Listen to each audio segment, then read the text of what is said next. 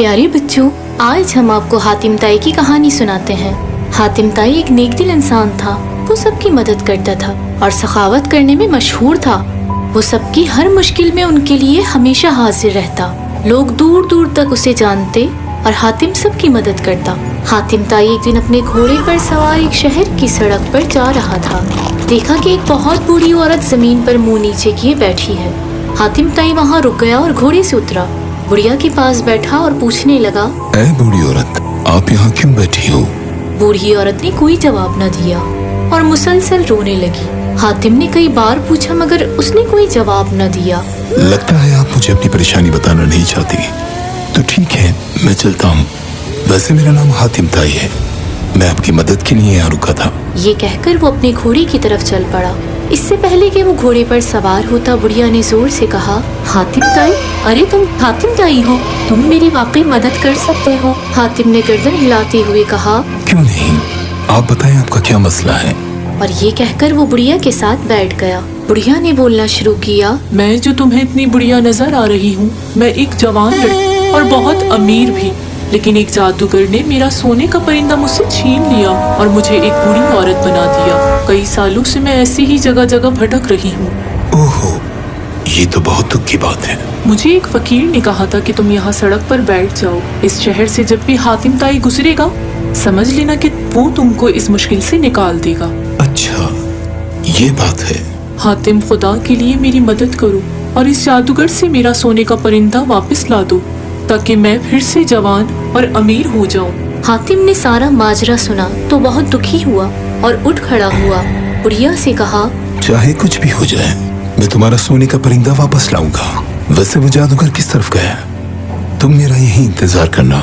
बुढ़िया ने सामने वाले काले पहाड़ की तरफ इशारा करते हुए कहा, वो जादूगर इन काले पहाड़ों में ही रहता है, लेकिन किस पहाड़ में रहता है ये नहीं पता। हातिम वहाँ से रवाना हुआ और पहाड़ की तरफ चल पड़ा। पूरा दिन चलने के बाद बिलाखिर वो काले पहाड़ तक पहुँच ही गया। जैसे ही वो एक पहाड़ की चोटी पर पहुँचा, एक जोरदार आंधी चलने लगी। हातिम को कुछ दिखाई नहीं दिया। थोड़ी देर में आंधी थमी तो हातिम ने देखा वो एक गार में खड़ा है। वहाँ बहुत अंधेरा था। हातिम जोर से चिल्लाया, कोई है यहाँ? इतने में एक आवाज आई, ओह, तो तुम हो हातिम ताई। तुम्हें बड़ा शौक है लोगों की खिदमत करने का। आज मैं तुम्हारा किस्सा ही तमाम कर दूंगा। हातिम उस आवाज को सुनकर समझ गया कि ये वही जादूगर है। ऐ मक्कार जादूगर, आज तुम मुझसे नहीं बचेगा और अपने अंजाम को पहुंचेगा। हिम्मत है तो मेरे सामने आ और मुकाबला कर। जादूगर ने जोरदार कहका लगाया और हातिम के सामने आ गया।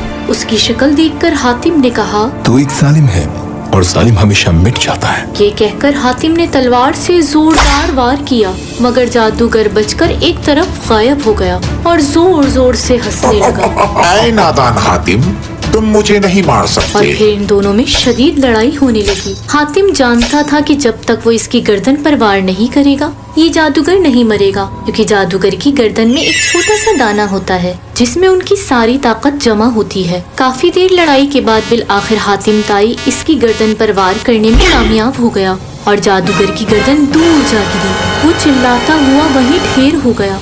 जादूगर के मरते ही वहाँ तेज रोशनी फैल गई। हातिम ने चारों तरफ देखा तो उसे एक संदूक की रोशनी निकलती दिखाई दी। हातिम ने फौरन संदूक खोला तो देखा सोने का परिंदा उसमें मौजूद था। हातिम ने फौरन परिंदे को उठाया और वहाँ से निकलने की सोची, क्योंकि अब ये सारा गार टूटकर बिखरने लगा था। रात भर चलने के बाद बिलाखिर हातिम ताई उस बुढ़िया के पास पहुँच गया और उसे सोने का परिंदा देते हुए कहा, माँ जी, ये लो अपना परिंदा। बुढ़िया खुशी के मारे चिल्ला उठी, बेशक हातिम ताई नेक इंसान है। हातिम बहुत अच्छा इंसान है। जैसे ही बुढ़िया ने परिंदा हाथ में लिया, वो एक नौजवान लड़की बन गई और बोली, तुम्हारा बेहद शुक्रिया। तुमने मेरी मदद की और मुझे इस मुसीबत से निजात दिलाई। तुम सलामत रहो। चाहो तो तुम मुझसे मेरी दौलत भी ले लो। लेकिन हातिम ने मुस्कुराते हुए कहा, नेकी की कोई कीमत नहीं होती। ये लो अपना परिंदा और जब भी जरूरत पड़े मुझे याद करना। मैं मदद के लिए हाजिर हो जाऊंगा। और ये कहकर हातिम घोड़े पर सवार हुआ और अपने शहर की तरफ चल पड़ा। प्यारे बच्चों, इस कहानी से हमें ये सबक मिलता है कि हमें कमजोर लोगों की मदद करना चाहिए। कभी भी किसी जालिम से डरना नहीं चाहिए और उससे मुकाबला करना चाहिए। कामयाबी उन्हीं लोगों को मिलती है जो सच्चाई पर जिंदगी गुजारते हैं।